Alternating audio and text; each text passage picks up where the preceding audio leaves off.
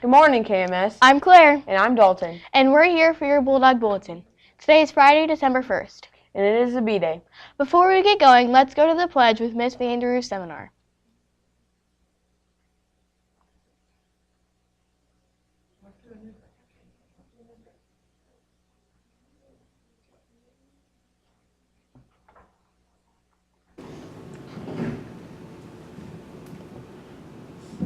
This is Mrs. Vanderoo's seminar. Please stand. I pledge allegiance to the flag of the United States of America and to the republic for which it stands, one nation, under God, indivisible, with liberty and justice for all.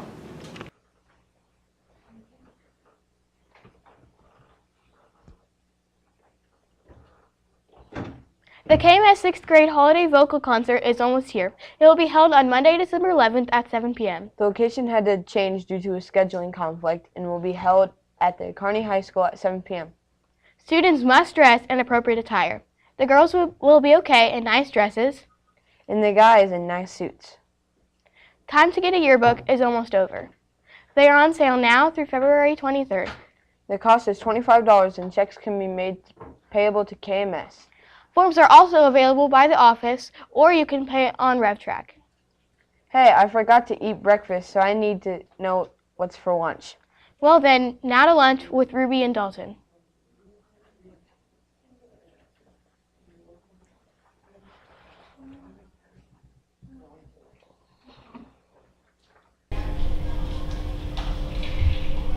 What's poppin', KMS? I'm Dalton. And I'm Ruby. And we're here for your lunch. Today for lunch we have pepperoni pizza, meatball sub, and for specialty bar we have nacho and taco bar. And Spanish rice. For sides we have fresh garden salad, roasted veggies, and tropical fruit. That's all we have for your lunch, KMS. Now back to your anchors.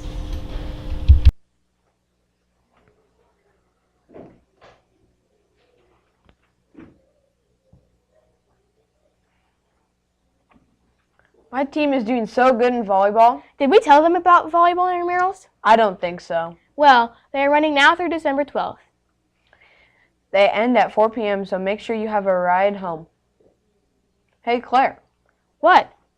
Did you know that the second Friday Fun Night is on December 8th?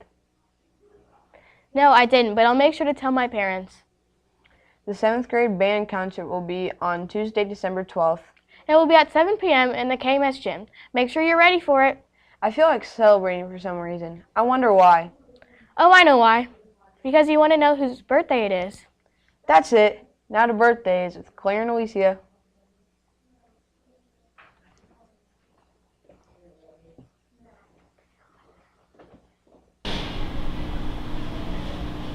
Hello, KMS. I'm Claire. And I'm Alicia. And we're here for your birthdays. Today's birthdays are... Wait, there are no student birthdays today at KMS. And there are no staff birthdays today either. Well, since we have no birthdays, you want to hear a riddle? Sure, why not? What has 13 hearts but has no organs? That makes me wonder. Don't forget, if you have an answer, send an email to Ms. Hayes. Now back to the studio with Claire and Dalton.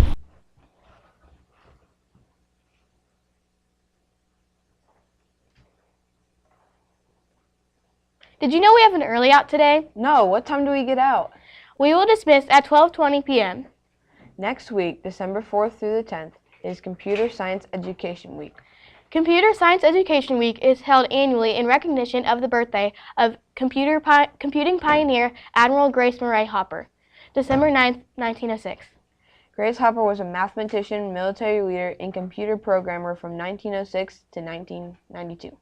Computer programmer Grace Hopper helped develop a compiler that was a precursor to the widely used COBOL language and became a rear admiral in the U.S. Navy. Here's a video about Grace Hopper. Grace Murray Hopper, the grandmother of computer programming, was born on December 9, 1906.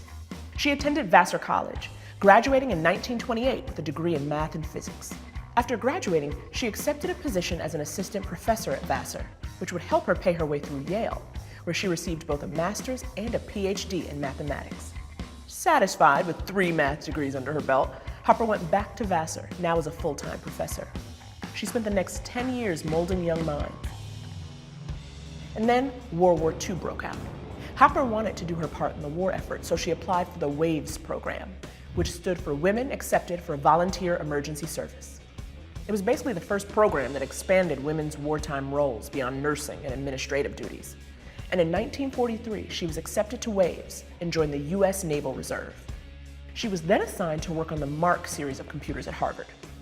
The Mark I was one of the first electromechanical computers used in war efforts and the first of its kind produced in the United States. While working on the Mark II, Hopper discovered an unusual glitch. One day, the computer inexplicably shorted out due to a moth stuck in the hardware. The bug was removed, and Hopper referred to this solution as debugging the computer. Finally, in 1952, she revolutionized computer programming as we know it. She and her team invented the first compiler, a program that converted common sense commands into binary computer language. This blew the doors off computer programming. Every subsequent programming language is built on her work, and it's no exaggeration to say that we owe computer programming as we know it to Hopper. At 60, Hopper retired from the Navy with more than 2 decades of naval service under her belt. But her retirement didn't last long. Less than a year later, Uncle Sam came calling again, asking her to come back to standardize COBOL for the Navy. Always the dutiful patriot, Hopper returned to active service for another 20 years. Grace Hopper died on January 1st, 1992. In her later life, when asked what her greatest accomplishment was, Hopper was known to respond, "All of the young people I've trained."